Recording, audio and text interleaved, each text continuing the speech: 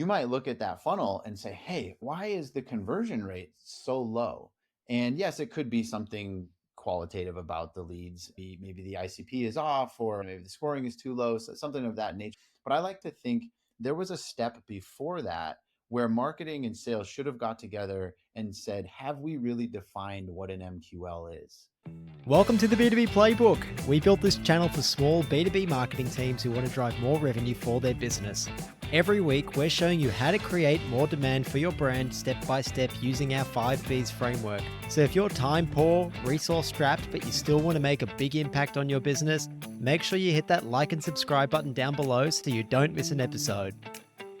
Welcome back to the B2B Playbook. This week's interview was with Steve Armenti. Steve is the Group Marketing Manager for Global Demand Generation for none other than Google.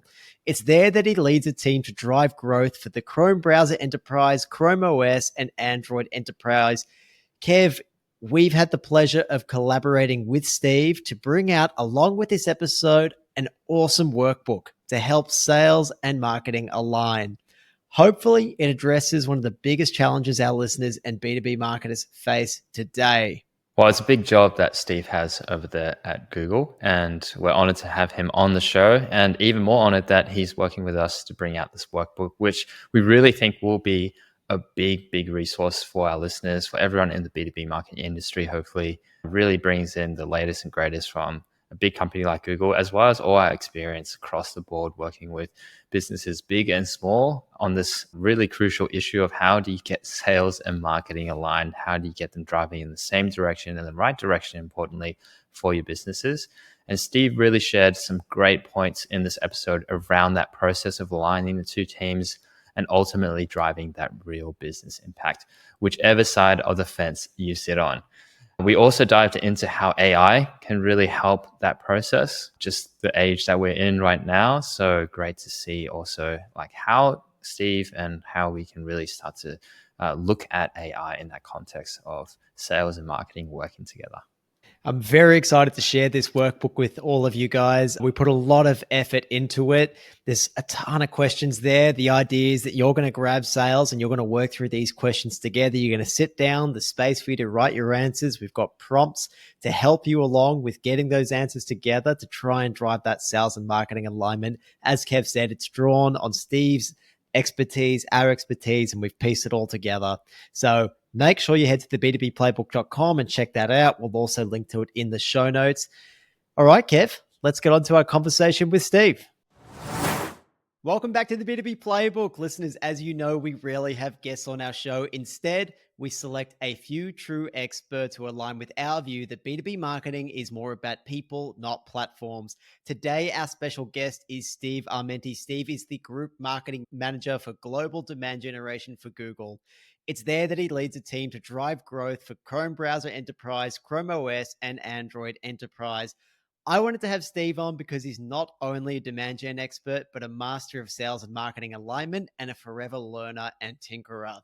We actually combined forces to create a workbook for marketing and sales to get alignment. We're going to release it for free, ungated, along with this episode, but more on that later. Strap yourselves in, listeners. This is going to be a great one. Steve, thank you so much for coming on the show.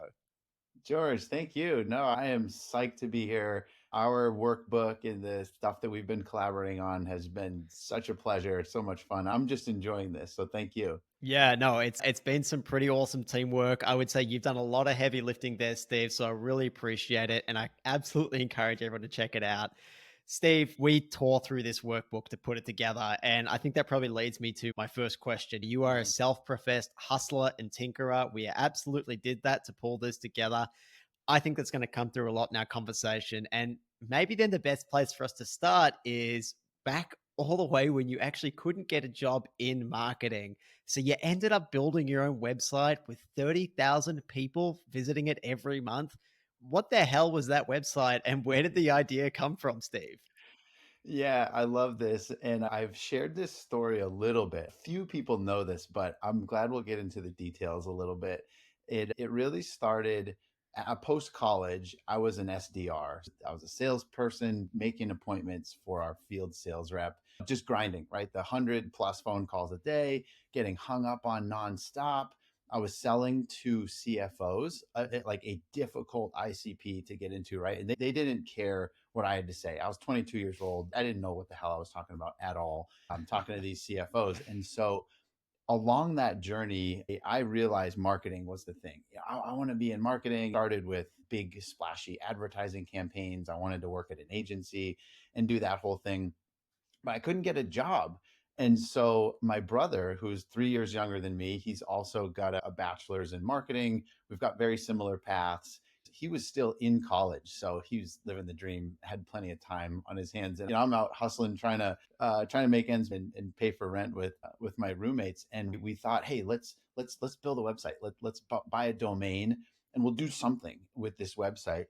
And honestly, there was no strategy. There was really no plan. We started with the domain essentially. And the website was called Get Aggressive. And I'm embarrassing myself here with this story, but we're gonna go for it. So it was called Get Aggressive, and it was this idea that we were gonna highlight stories of people who are just kind of kicking ass in life and in business and in work and sports and just all aspects of their life. And so it was my brother and I and two of our cousins. And so we were all a mix of, I was marketing, and I have a cousin who played minor league baseball. I had another cousin who played hockey. So we had this kind of sports entertainment vibe. And so we created this website and we started seeking stories. So it was like basically a user generated concept. And we tried Facebook ads, mostly SEO, some like organic, like Reddit type stuff, trying to get people to submit stories. And ultimately, nobody wanted to, right? Because they've never heard of this thing. The name is like all over the place, right? What is this website for? And so we got no traction at first. And then we started writing the stories ourselves. So we're all kind of faking it, right? And some of these stories were coming from our own personal stories, and we were just putting them on the website. And I'll tell you, that failed too. And the whole concept failed. Like nobody cared. Nobody wanted to read stories about a bunch of 22-year-olds trying to figure out life and failing at it. So it eventually evolved and we cleaned it up, and it became more of a kind of news blog. If you're familiar with Barstool Sports and that whole brand, I like to think we were trying to be that way before Barstool even existed. And we were taking news articles, and then we would add this comedic perspective on that news article. And what had happened was we would start ranking really well because we could either break that news really fast or we'd optimize really well for keywords. So we started getting a ton of traffic coming in based on those news articles. And then from there, it just like took off a little bit. So we started getting more traffic, started doing really well in SEO. Then I started looking into affiliate marketing. Social media became a thing. So we started pushing content out on Dig and a bunch of similar like content consumption platforms. And yeah, I mean, the site got up to 30,000 visits a month. And I kind of look at it now and I'm like, that was the dumbest idea ever. And yet it ultimately got me to my first real job. So the moral of the story is I didn't make $1 million off this thing. It was not profitable at all, but it got me to my first job and kind of set the stage for the marketing career. That is awesome. Getaggressive.com. I don't know what would be on that domain now. I don't know if you guys have it. But I can't even begin to think what content might be there. I'm not sure Google would even index it now. No, I don't Getaggressive.com. think so either. Yeah, it'd probably get flagged for content or Yeah, something. I But think this is 15 years ago when you go on GoDaddy, you buy a domain, you hook it up to WordPress, and you're off. You're off and running. yeah, that is awesome. If you want to check it out, listeners, maybe turn your safe search filter off so you can find it. That is very cool. Look, Steve, that really took you to your first job and started off pretty great career in demand gen, in sales, marketing. And demand generation is where I want to shift to because you do have a lot of experience there. That is the thing that is in your title at Google, and you do lead a big team there. And I want to get your definition on demand generation. There's a lot of different definitions floating around, particularly in our corner of the internet.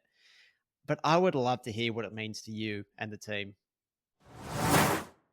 Hey marketers, this special collaboration is sponsored by Factors AI. It's a great tool that I use and I often recommend it to help with sales and marketing alignment to people that I speak with, to clients that we work with, Factors is also trusted by over 500 B2B go to market teams to automate buying signals into sales. It understands all the intent signals across your channels, which is pretty cool. And you can set up repeatable sales playbooks and even activate LinkedIn campaigns that actually start to turn the ROI around. Factors does a lot of things that I love. It helps identify and enrich up to 64% of anonymous companies visiting your website. It can score cross-channel engagement and hand you a prioritized list of sales-ready accounts that are a great fit, so you know who to reach out to and who you should reach out to first. It also automates your go-to-market initiatives across LinkedIn campaigns, sales outreach, CRM updates, and more. It's also really good for reporting is what we're finding. It helps teams prove the ROI of their marketing with funnels and timelines and the attribution that you need. So if you're looking for a tool to get marketing and sales to work closer together, make sure you check out Factors. That's factors.ai. We've partnered with them to bring you a special 15% discount. Check out the link in the show notes or on the b2bplaybook.com. Grab that special link and make sure to tell them that the B2B Playbook sent you. That's factors.ai. Thank you guys. Check it out. Okay, let's get back to this very special episode. Yeah, for sure. Yeah, I am a big believer in the concept of art and science. So I'll start with that. I think in a lot of aspects of life and business and work and your career and such, there's always an art and a science, right? It's the left and the right brain, it's the creativity and the logic. And so when I think about demand gen, I start with those two principles. And then from that, really what we're doing is identifying individuals or businesses that could use and gain value from a service or product that your company offers. And the art of demand gen is introducing them to that solution. And it's kind of as simple as that. And you could go a little further. We're trying to build relationships and that sort of thing. But at the end of the day, it's matchmaking. The combination between people who have a need and companies that can service that and provide a solution. And then, of course, behind the scenes, the science is how do you create the infrastructure and architecture to pull that off and deliver a good message that people will react to and turn them into customers. But yeah, I think simple is better, right? Just keep it simple. We're connecting buyers to sellers at the end of the day. Yeah, I completely agree. It's about ultimately building that intense desire in someone to prioritize the problem that you fix and to get them to buy from you. And then, as you said, it's Mhm. all how do we actually go about doing that?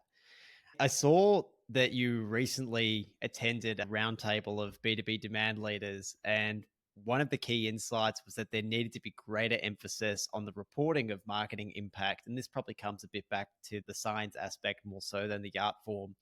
Demand generation has now become revenue marketing, and leadership wants sourced revenue reporting, something that a lot of marketers probably don't want to hear. Are you concerned that's going to push marketers into lower funnel activities that are easier to tie to revenue using more traditional attribution reporting, stuff that you look at in a CRM, if we're really forced to try and tie marketing to revenue as much as possible? Yeah, it's a good question. And there's so much nuance in each individual's skill set and then the needs and the goals of the company. But I'll say to start, I'm a data guy. I've always a growth marketer at heart and tend to lean into the data. I'm guilty often of leaning more into what you can measure. And I think that trend that you mentioned has taken place. There's, especially through COVID and the move to digital, it became easier to try to drive that measurable marketing, right? Like the attributable marketing. And it's a challenge, but I also feel like there's balance here, right? We can't sit as marketers and use these phrases, right? You've heard this of half our advertising drives sales. We just don't know which half. Like we can't do that, right? Especially if you're in a demand role. So I think as demand marketers, you can come to that conversation with that perspective, right? Like own that area of expertise. And hopefully, if you've got the chance to sit next to work with maybe folks that are higher up the funnel in brand, like they're going to represent that perspective as well. But I think it's important to have a voice in the room that says, hey, listen, at the end of the day, the goal of this business is to create revenue and profits.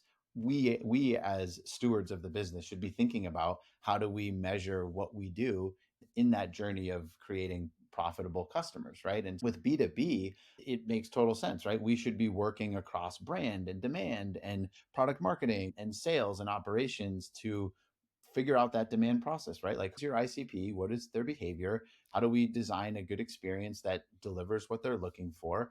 And in the nature of building that out, the buyer journey, measurement becomes a natural conversation. If you're in a B2B, if you're in a B2B company, you have a B2B product and you're building buyer journeys, it's almost foolish not to try to measure that. But I think it's worth having a balance, right? Because you won't be able to measure everything, and you'll need to be able to articulate a point of view on why certain things, like further up in the funnel, might not be directly attributable to revenue, but they do serve a purpose in that journey, right? And getting the team to understand and agree with that goes into alignment, right? Do you have alignment on the steps in the buyer journey and what you measure and the definition of that measurement, and why that's important for the business? It's amazing how much everything comes back to doing that fundamental work of Mhm. defining who your ICP is, what segment you need to target to try and win over to meet your next lot of business goals, working with sales to do that. And then I feel like once you define that, as you said, all of a sudden, how can you not measure what happens at each point? We can't measure everything. Like our friend Justin Rowe says, a marketer should be trying to fight like hell for attribution, except that we're not going to be able to capture everything.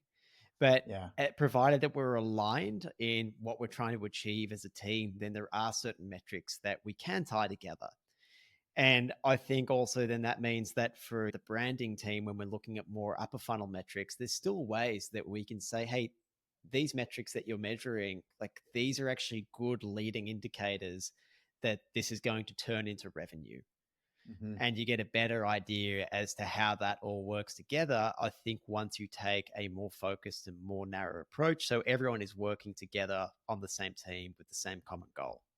Yeah, yeah. And you said something important there too, which was around, we often maybe try to measure everything, and it's not about, hey, here's 50 metrics that I was told I should measure from all the people that I follow and interact with. Yeah. And maybe you don't need those 50 metrics, right? Maybe your business only needs 5 of those. And so I think having a kind of experimentation mindset can apply here, right? You're starting out, you're a young startup, and you're trying to figure out, okay, we're going to do ABM and we're going to focus on demand. We don't know what to measure yet. That's almost the best state, because you can try different things out, see what actually is measurable and leads to profitable results, and use that, and then start to build around it, versus thinking, okay, we've got to show up with the Ferrari of measurement and metrics on day one. Such an interesting point. I haven't really thought about that much. The fact that when you tie yourselves to these measurement systems, that's effectively like handcuffing you. And Mhm. you've got, of course, like I've thought about that when it comes to MQLs and marketers being tied to MQLs, or even other metrics. Once you are destined to report on those and you're trying to optimize for those, then your creativity and things that you try are completely limited. That's an awesome point. Yeah, yeah, yeah. And don't feel stuck there, right? I think over my 15 years in marketing, certainly my perspective has changed on what to measure. And you're constantly figuring out what to measure and what works, right? That's the goal. It's not really a destination. It's finding what is measurable that works, and the organization aligns on it, and you can rally around it, right? And design marketing and sales programs that accelerate the performance there. 100%. And look, speaking about, I guess, like accelerating the performance of the brand that you're working for, the company that you're working for, there's this constant tension between creating demand and capturing demand. And that's how we love to split out demand generation. Creating demand is really getting people to know and trust you, building that desire for people to purchase your brand. And then Mhm. capturing it is going after those who are in market now and turning them into closed revenue. There's this constant tension between how do we balance the resources and investment in the two. Typically, leadership wants you to pour as many dollars as possible into capturing the demand, but we just can't do that if we want to really scale as a business. But I would love to get your take on how people can balance the resources and investment between those two.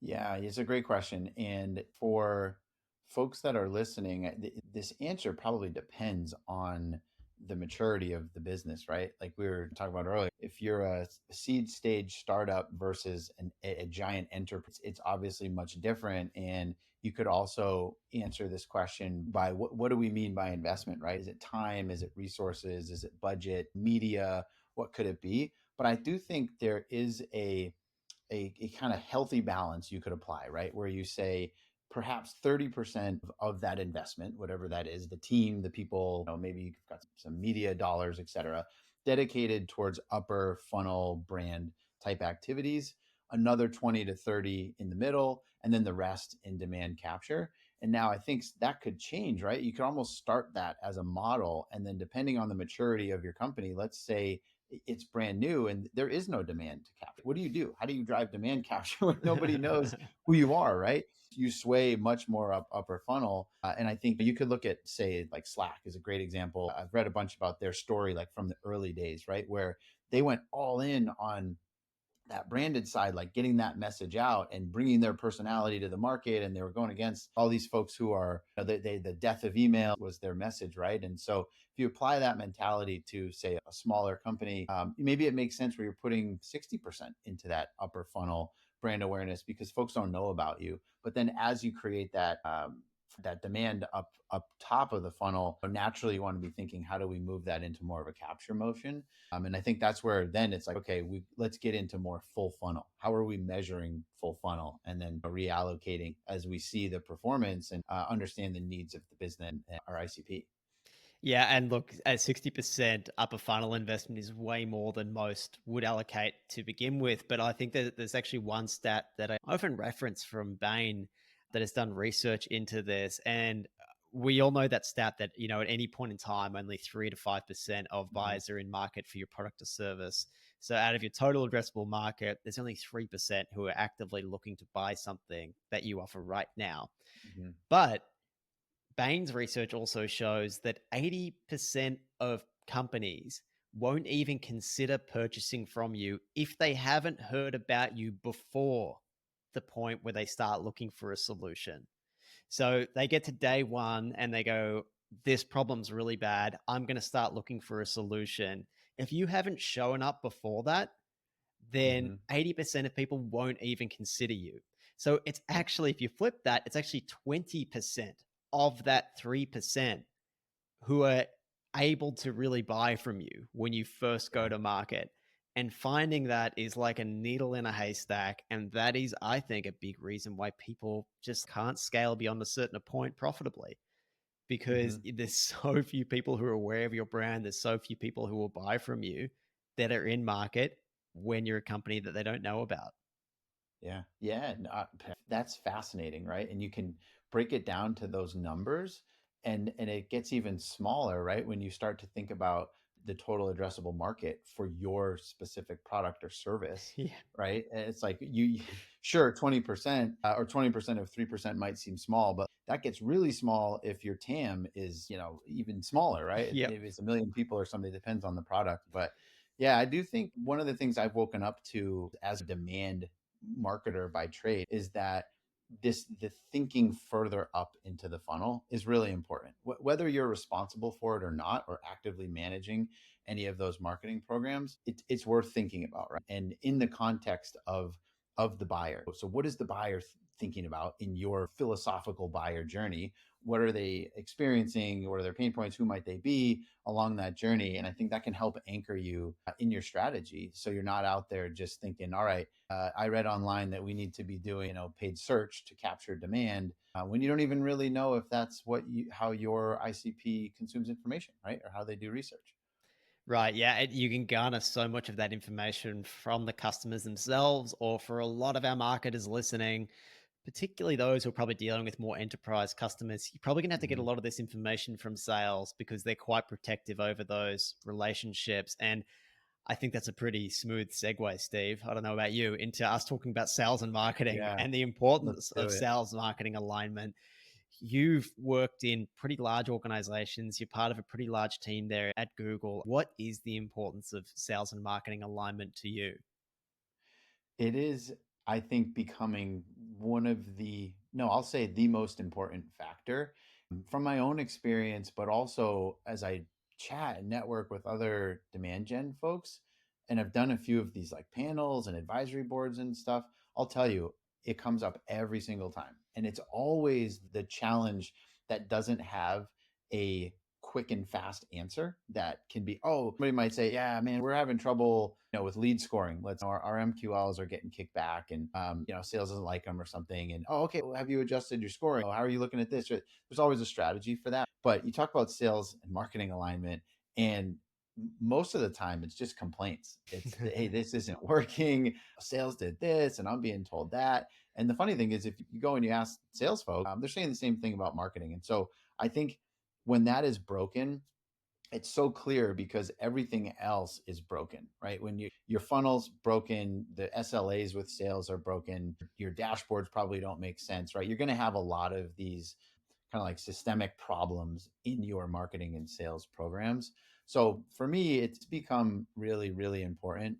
And I think the first step that made me realize this was actually like humbling myself. And it was funny, a long time ago, I asked myself this question: are the MQLs I'm sending actually any good? Would I call them? And I think oftentimes marketers get to hide behind the curtain a little bit. Right? We don't often are put in front of customers. We're not actually in front of or on these sales calls and stuff. So it's easy to say, yeah, my MQLs are top notch because I invested all of this and I use intent data and I've got this excellent lead scoring and I've got this tech stack that's crushing it and et cetera, et cetera. But look at the MQLs, look at them one by one and actually ask, are they any, would you call these? And so I think sales and marketing super important, and you'll know if you don't have alignment. That is the takeaway. Like you're gonna know if there's no alignment. It's yeah, it's probably reflective in your relationship with sales. How many complaints are you getting, or is there zero communication at all? Which I think is that's often the case for a lot of marketers, is they just don't hear from the sales team at all because a lot of them have just written off the leads. The MQLs that they're sending them are poor quality, and they just go, I'm not going to waste my time with what marketing sending me. I'm going to go out there and source them on my own. And that trust is Yeah. broken, unfortunately. So quite a few roadblocks in getting this alignment. What are some of the biggest ones, Steve, that you found? Oh man, I would say holistically, one of the biggest issues is a lack of communication. And I think that one is you're going to see that's going to be the root cause of maybe more of a problem in the data. And I'll give you an example. Let's say that you're in a more traditional model with sales. Marketing is acquiring leads. They're scoring those leads through like email nurtures and such. They're turning them into MQLs. They're going to sales. Sales is maybe rejecting or recycling or not progressing those leads into qualified leads and opportunities. You might look at that funnel and say, hey, why is the conversion rate so low? And yes, it could be something qualitative about the leads. Maybe the ICP is off, or maybe the scoring is too low, so something of that nature. But I like to think there was a step before that where marketing and sales should have got together and said, have we really defined what an MQL is? What does that really mean? Because if you don't have that definition, you send something to sales, marketing thinks it's this, and sales is thinking it's that. And of course, it's going to get rejected if you don't have a clear definition and a clear expectation and understanding of what you're sending. I'm a fan. That's why alignment, like step zero, right, is just having a conversation. I was talking with a sales leader a while ago, and we were joking around that we were like, oh man, there's all this stuff you can do to create alignment between marketing and sales. But actually, at the end of the day, it just starts with a conversation. So if you want to fix marketing and sales, just reach out to the other half and have a conversation. Start there, right? Yeah, so you've got to get the two teams in the same room or a couple of Mhm. representatives from each, and you've just got to start talking in the open. And I think like a lot of this stuff isn't necessarily rocket science. It is just Mhm. about making sure you guys are doing the right things together. And I mean, this workbook that we've put together, you've really outlined 10 key steps that marketers can take to work through this process. So the idea is that someone from marketing and someone from sales can go through this workbook, go through these 10 steps. There's roughly like 40 questions or so. And apologies, everyone, for those who are watching on YouTube. I haven't updated that table of contents yet. It looks like everything is just on either page 12 or 2, but that will not be the case. There's actually 40 something questions in there that marketing and sales can work through together. But you distilled this down to 10 pretty key steps, Steve. Mm-hmm. Yeah, yeah. And this is what I wanted to do and why I was excited to partner up with you on this, because I think I can sit here and say, hey, communication is number one important, right? Go have a conversation. But you're going to have some folks that are hesitant to have that conversation. Maybe they don't have the right relationship with marketing or sales. Maybe they're not even sure who the right person is to go to. And so you need you need a framework, right? You need to be able to prepare. And so that's what this does, right? This should actually give you some confidence as you're going into that conversation and allow you to do some prep. And then you get to show up like you know your shit, right? You're coming in here and you're like, hey, I've got a framework. We're going to fix this. And I'm going to entertain me here, right? We're going to walk through each of these sections. This is how I feel we can run this. And I think it's a power move, right? If you're sitting there right now and you're thinking, man, sales and marketing alignment needs to be top of my strategy for next year, then this will be a framework that you can use and you can build a strategy around. What I love as well is I think the way that you framed a lot of the questions is it approaches the conversation from that point of humility as well. It's not marketing coming in and being like, oh, sales, what are you doing? We're not aligned. Why don't we ever talk? It's, I don't know, the way that the questions are structured. I think it just very fairly brings both parties together. And it's just, okay, let's figure this out together. And I think that's such an important point to kicking off this relationship with sales. Yeah, yep, yep. I love this concept of humility, and even just in work in general, right? Like at the end of the day, we're all people. We've got lives outside of work. We've got personalities. We've got things going on, and we don't always know what's on the other side of these screens as we're always talking. And it's maybe I'd even say step zero before you communicate is like kind of ground yourself and have some humility. Maybe go into this with that mindset, right? Before you go in there like guns blazing, trying to change the entire business. Yeah, 100%. And Steve, I actually have this theory that, look, our own framework for demand generation, our 5Bs framework, is also fundamentally about building relationships. And I have this theory that if it's a good framework, it should be able to be applied to so many things beyond B2B marketing, so many different aspects of life. A good friend of mine is recently single. He's out there dating, and the comparisons that we can draw between like good B2B marketing and the dating world are just hilarious. Like he, for example, he doesn't have any Instagram profile attached to his Hinge account. I'm not sure if Hinge is a big dating platform in the US, but he's got no social proof. And I said, mate, you've got no social proof at all. People don't know that like you're a real person. You don't have your Yeah, Instagram account tied to it. So when you're out there swiping, you're effectively doing cold outbound, and it's a volume game, right? yeah, And once you get a lead, it's speed to lead. You've got to move quickly because they are inundated with other people. And it's yeah, exactly the same thing in the B2B marketing world.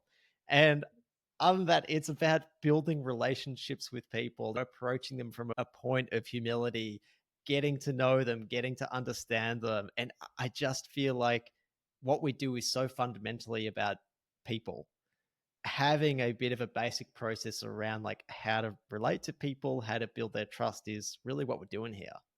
yeah, yeah, yeah. That's really funny. You can almost argue the stakes are a bit higher in the dating world because you're trying to find a life partner. But yeah, it's a great concept of just people to people, right? And I think something in there that I'm a big fan of is just having self-awareness, right? But before you go in and talk to a counterpart or find a partner or whatever it is, you almost need to know yourself first before you can understand them. So I think you apply that to business, right? And that's understanding your unique selling proposition, right? That's understanding your messaging and the value you bring to the market, and you're trying to find a mate, a buyer for your product. There's so many similarities here. We could spend a whole episode riffing on it. Oh god, that would be so much fun. I was even thinking, so I recently got engaged, and my fiance, she's Italian Greek. My background is Greek. So the family is obviously very important. That family Mhm. is effectively the buying committee. She's my champion, but like her nonna, her mom, her dad, like Uh-huh. they are all people that are very important that I absolutely have to win over if I want this deal to go through.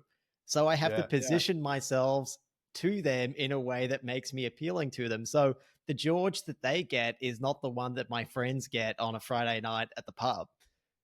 Right, right, yeah. They're That's right. getting a slightly different version of me. Yeah, yeah, that's segmentation in the B2B world, right? You're effectively segmenting yourself. Exactly, exactly. It's all the same stuff. It's all the same stuff. That's Is there hilarious. anything in particular that you wanted to talk about when it comes to sales and marketing alignment? I know that you're also very keen to talk about generative AI because you are a tinkerer. But was there anything else that you wanted to talk about with sales and marketing alignment before we move No, on? I just would say hopefully this playbook is really helpful, and maybe if folks have feedback, hit us up, and maybe we'll do another edition. But I would say, if anybody has any apprehension, slow it down and think. What are the few steps you're going to take before this playbook comes into action? And so maybe you need an alignment meeting. Maybe you need a cadence. Maybe you need to start a cadence of communication.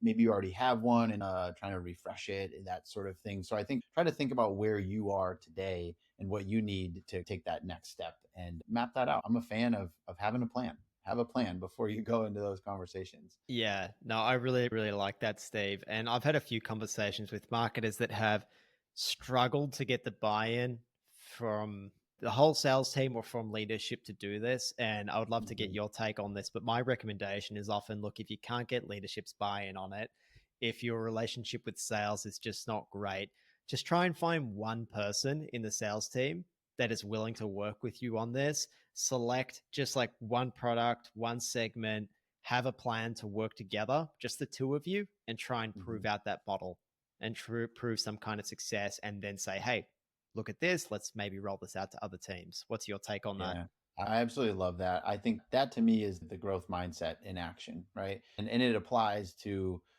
really any marketing and sales department, any company size, right? You're going in there with that mindset.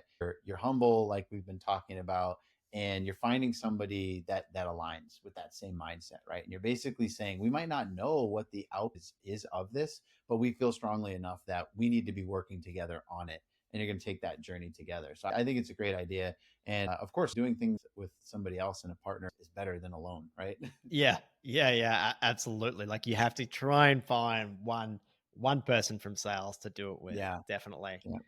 All right, Steve. Look, I know you've been diving deep into the world of generative AI. We can't have a conversation in 2024 without mentioning it, but there's just an infinite number of things that marketers can do with it. And I feel like a lot get, I guess, they're just destroyed by choice. There's too Yeah. much choice out there. They get paralyzed by it.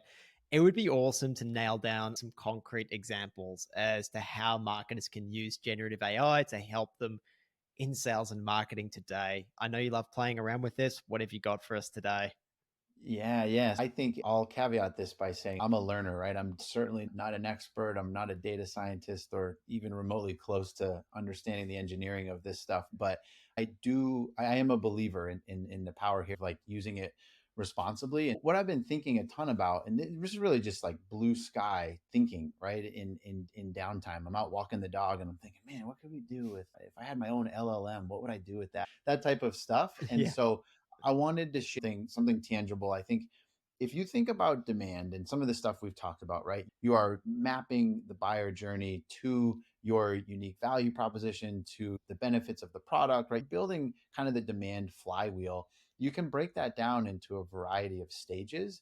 And then for me, it's been helpful to think, what if? So, what could I do with Gen AI at that stage in the funnel to either improve productivity, improve efficiency, improve performance, whatever it is, right? It may not always be like a revenue driving thing, but it might help with the process. It might free you up from tasks and things like that. And so, one of the areas I think right now is like really ripe for disruption with Gen AI is all around ICP research and really defining who your ICP is, right? And so I think marketers should be using Gen AI tools to do that research, right? You can come up with all sorts of pain points across your industry. You can quickly quickly analyze a vast array of documents across the internet, right? To try to understand who your ICP is. And I think that's pretty incredible, because you think about the amount of time that would take a researcher to do.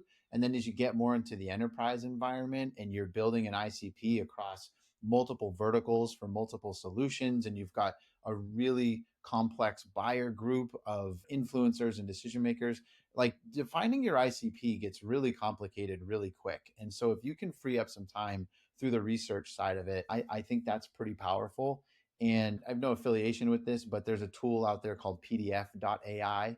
I found that pretty cool. You can put any PDF into it, and essentially you've got a chat interface where you can prompt that PDF, and then it also is leveraging information from the internet to build out a response. If you're a marketer and you've got, maybe a research report that somebody did on your buyer, you don't need to read that entire thing. You don't need to make sense of that, right? You can use these tools to do that sort of thing. And so that's one area. And I'll give you another one, which I call kind of like data categorization, but really this is about account lists.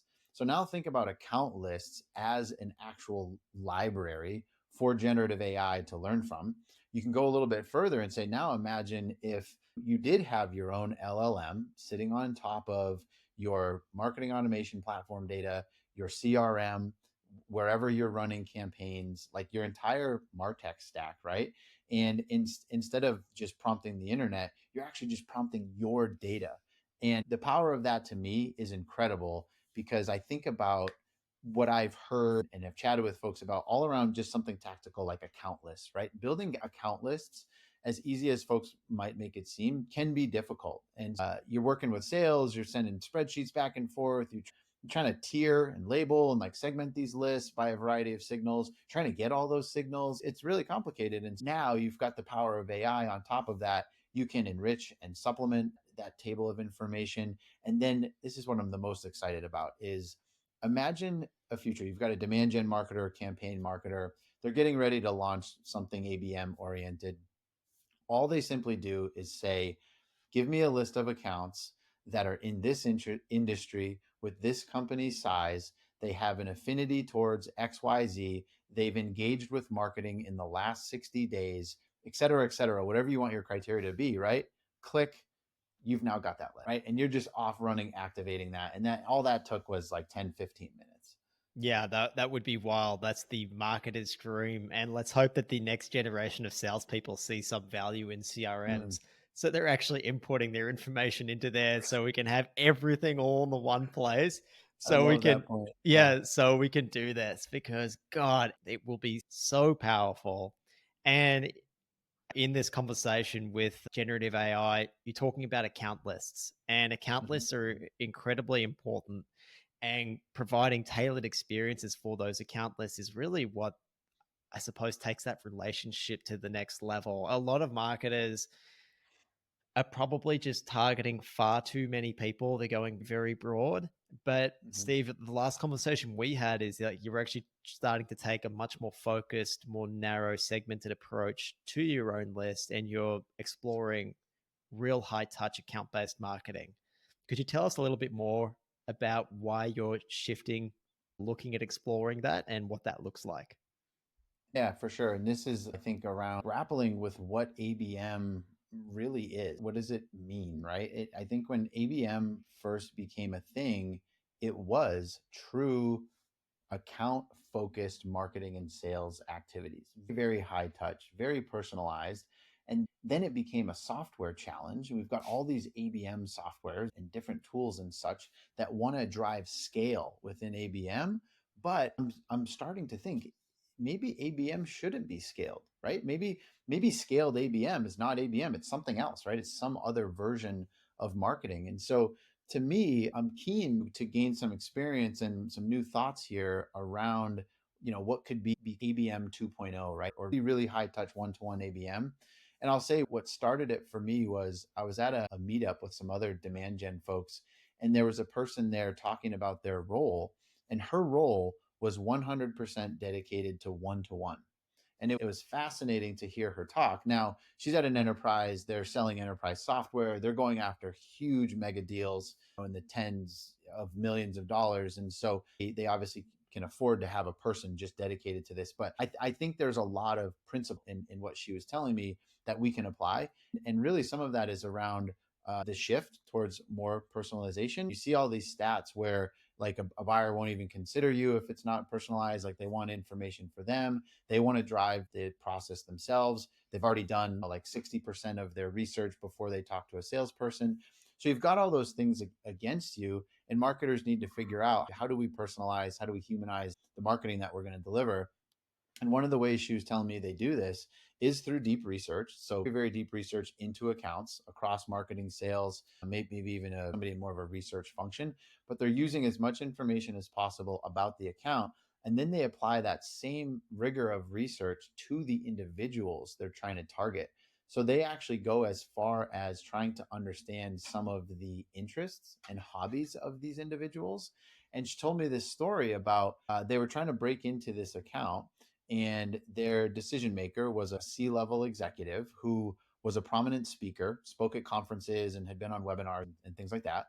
And so the team listened to this person talk, and they found out that they were really into classic rock. That was their thing, classic rock. And her team designed a campaign called, I think it was around IT. It was like IT rock stars or something. So they designed a campaign that was all about classic rock and had all these classic rock vibes and inspiration. They delivered it to that person. And then they even took it a step further and they created a list of IT rock stars. They put that person on the list, used that as a carrot to create a conversation. And it was totally custom from A to Z. And so to me, I see that and I'm like, wow, that is a strategy worth considering, because when you think of the alternative, when you think of scale, you've got essentially the same cost, let's say, but maybe a lower output. Because what you're really trying to achieve is a sustainable motion of folks buying that have a high enough LTV that it's going to pay for the investment, right? And you need to do that through scale and be very low touch. So as soon as your scaled programs become like medium high touch, the whole model breaks, right? You're now upside down and ROI negative.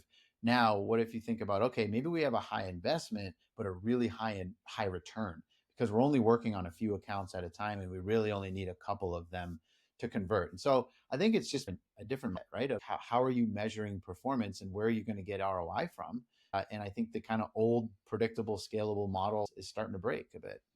Yeah, I think you're right. And I think that's why people often get demand generation and account based marketing confused. And for us, we really feel like generating demand is definitely that more upper funnel activity of getting people from that unaware to problem aware to solution aware stage. And then accelerating demand is actually identifying accounts that are already familiar with your brand, they're in market.